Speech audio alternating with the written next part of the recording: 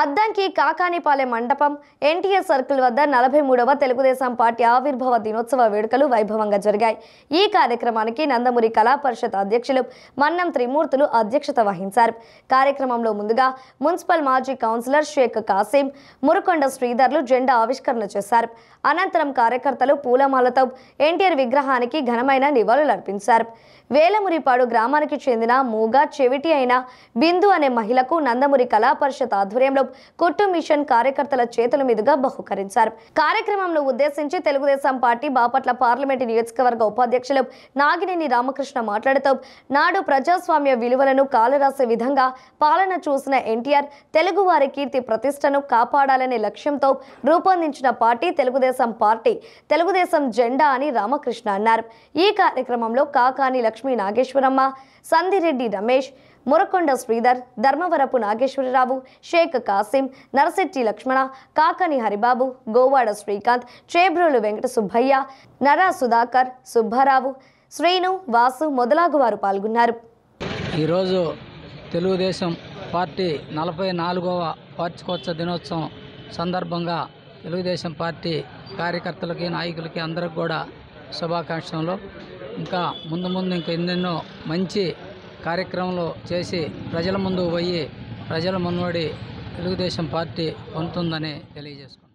నా దేశం భగవద్గీత, నా దేశం అగ్నిపూరిత సీత, నా దేశం ఉత్తుంగతరంగ గంగ అంటూ నందమూరి తారక రాముడు ఆక్రోశిస్తే 1982వ సంవత్సరం మార్చి 29వ తారీఖున ఈ తెలుగుదేశం పార్టీ ఆవిర్భవించింది.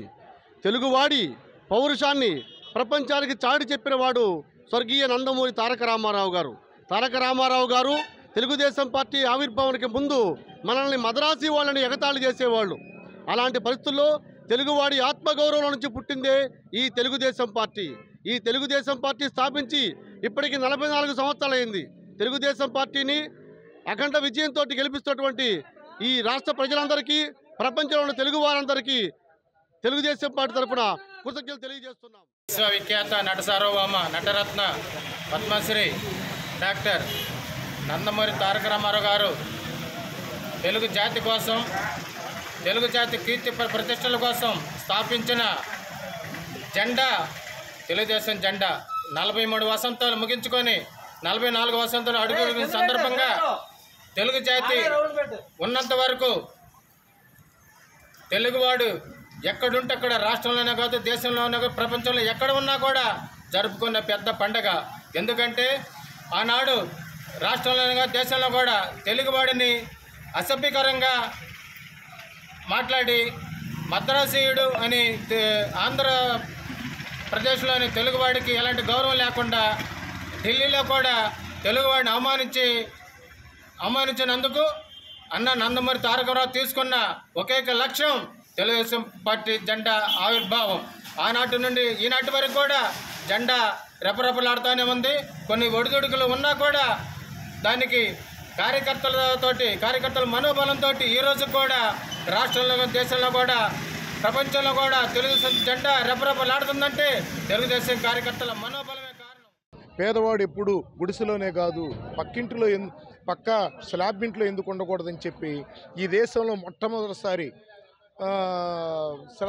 గృహ నిర్మాణ పథకాన్ని ప్రవేశపెట్టి పేదవాళ్ళందరికీ కూడా పక్కా ఇళ్ళు నిర్మాణం చేసిన ఘనత అన్న నందమూరి తారక రామారావుది.